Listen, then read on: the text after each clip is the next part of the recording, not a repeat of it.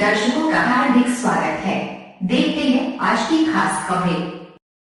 आप देख रहे हैं न्यूज 99। आइए देखते हैं नवाब मलिक के इस्तीफे की मांग को लेकर पूर्व मुख्यमंत्री श्री देवेंद्र फडणवीस के नेतृत्व में आजाद मैदान पर मीरा भाईंदर के पूर्व विधायक नरेंद्र मेहता की अगुवाई में हजारों की संख्या में कार्यकर्ताओं द्वारा प्रदर्शन किया। जब न्यूज 99 के विजय व्यास ने उनसे इसके बारे में जानना चाहा तो उन्होंने क्या कहा। सरकार जिस तरह से बनेगा तो सपोर्ट कर रही है, उसके खिलाफ हमने ये मोर्चा निकाला है और हम सब भारतीय जनता पार्टी और शहरवासी आज यहाँ पे उपस्थित हैं कि जिस मंत्री के ऊपर इतने संगीन आरोप है जो जेल में है उसका अभी तक राजीनामा नहीं लिया गया है, उसको राजीनामा। दाऊद के जो साथी हैं, ऐसे लोग अगर शहर चलाएंगे, राज्य चलाएंगे तो शहर का भविष्य क्या होगा। इसलिए हम चाहते हैं कि नवाब मलिक जी राजीनामा दे। इसलिए हम बड़ी संख्या में अलग अलग, जैसे मीरा भाईंदर से भी हम बड़ी संख्या में यहाँ पे उपस्थित हुए हैं कि हम दाऊद के साथी का राजीनामा लिए बिना हम वापस जाएंगे नहीं। लेकिन सर, सरकार का कहना है कि ईडी लगातार हमारे मंत्रियों को टारगेट कर रही है, इसके बारे में आपका क्या कहना है? तो कुछ भी कहते रहेंगे, जो दोषी होता है उसे वैसे ही लगता है कि टारगेट किया जा रहा है। और अब जो मैटर है वो न्यायालय के पास है और न्यायालय का जो दर्जा है वो सबसे उच्च दर्जा है। अब न्यायालय जो निर्णय लेगा वो उचित होगा, लेकिन आज अगर वो पुलिस कस्टडी में जेल में है तो उनका फर्ज बनता है कि वो राजीनामा दे। जिस दिन निर्दोष छूट के आएंगे उस दिन बात कर सकते हैं ना। नमस्कार, मैं विजय व्यास, आप देख रहे हैं न्यूज़ 99। मधुसूदन जी, आज आप यहाँ पर आज़ाद मैदान पर आए हैं, तो जो नवाब मलिक हटाओ और महाराष्ट्र बचाओ ये नारा उन्होंने दिया है, तो आप इसके बारे में क्या बोलना चाहेंगे? सबसे पहले तो आज के इस आंदोलन में न्यूज़ 99 का मैं तहे दिल से हार्दिक स्वागत करता हूँ। और आपने जो प्रश्न पूछा कि आज के इस नवाब मलिक हटाओ महाराष्ट्र बचाओ के इस आंदोलन के बारे में आपने जो मुझे पूछा है उसके बारे में मैं बताना चाहता हूँ। निश्चित तौर पर महाराष्ट्र में ऐसे राष्ट्रद्रोही, ऐसे देशद्रोही लोग निश्चित तौर पे मंत्री के रूप में नहीं रह सकते। एक गद्दार के साथ उसकी प्रॉपर्टी लेकर उसके साथ व्यवहार करने वाले ऐसे व्यक्तित्वों को इस महाराष्ट्र प्रदेश का मंत्री रहने का कोई हक नहीं है। इसके लिए हम पुरजोर तरीके से भारतीय जनता पार्टी की तरफ से ये मांग करते हैं कि ऐसे देशद्रोही राष्ट्रद्रोहियों को उनके पद से हटाया जाए। मंत्री पद का उन्होंने इस्तीफा देना चाहिए, पर अभी भी महाराष्ट्र की जो सरकार है वो किसी भी तरह का उनका इस्तीफा लेने के लिए तैयार नहीं है। आपसे एक सवाल और पूछना चाहूँगा। सरकार ये कह रही है कि हमारे मंत्रियों को ईडी द्वारा लगातार टारगेट किया जा रहा है, इसके बारे में आप क्या कहेंगे? देखिए, ईडी जो है वो अपना काम करती है।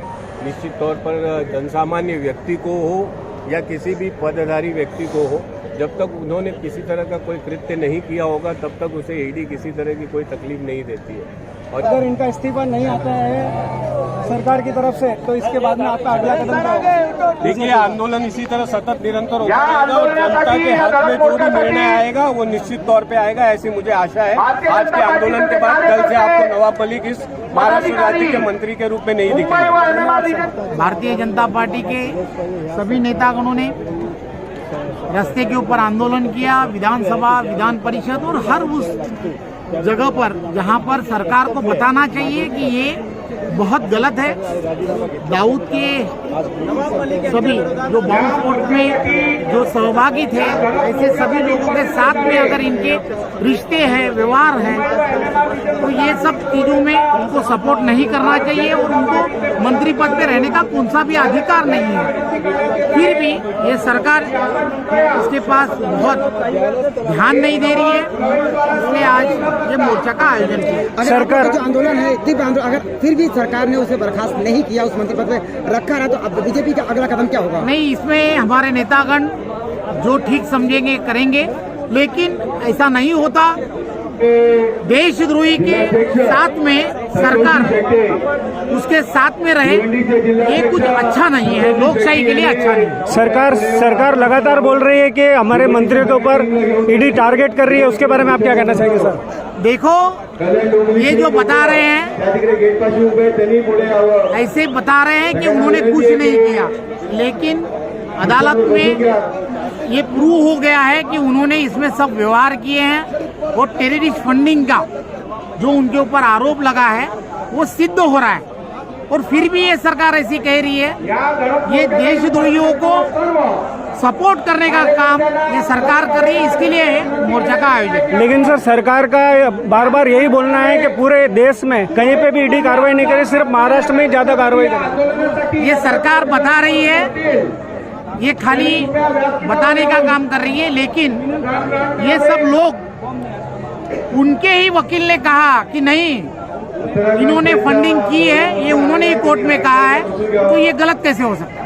से देशद्रोही नवाब मलिक के विरोध में आंदोलन करना पड़े, और यही दुर्भाग्य की बात है कि महाराष्ट्र की सरकार उनको मंत्रिमंडल से बाहर नहीं कर रही है। जिनके ऊपर मुंबई के बम ब्लास्ट करने का आरोप है, ऐसे आरोपियों के साथ जिनके संबंध है उनको तत्काल, मुंबई के आरोपियों के साथ में जिनके संबंध है वैसे मंत्री को तत्काल निकाल देना। सरकार का कहना है सर, एक सवाल और सर एक सवाल और, सरकार का कहना है लगातार ईडी हमारे मंत्रियों पे कार्यवाही कर रही है, इसके बारे में आप क्या कहना चाहेंगे? आपने चोर मंत्रियों को क्यों रखा है? हमारा सवाल सरकार से है कि आपने देशद्रोही गद्दार मंत्रियों को अभी तक मंत्रालय में क्यों बिठा के रखा है? शिवसेना जो देशद्रोही के खिलाफ लड़ने की बात करती है, ऐसे देशद्रोही मंत्री को जिन्होंने मुंबई में शिवसेना भवन की रेकी की, ऐसे आरोपियों के साथ में जिन मंत्री ने आर्थिक व्यवहार किया, आपने रखा क्यों है? आज यहाँ पे हजारों की संख्या में बीजेपी के कार्यकर्ता हैं, इसके बाद में भी अगर सरकार कुछ एक्शन नहीं लेती है तो उसके बारे में आप क्या आगे का स्टेप लेंगे सर? मुझे लगता है कि ये सरकार दाऊद के प्रभाव में और दबाव में, दाऊद के दबाव में काम करने वाली सरकार है, और निश्चित ये सरकार के ऊपर जनता का दबाव अब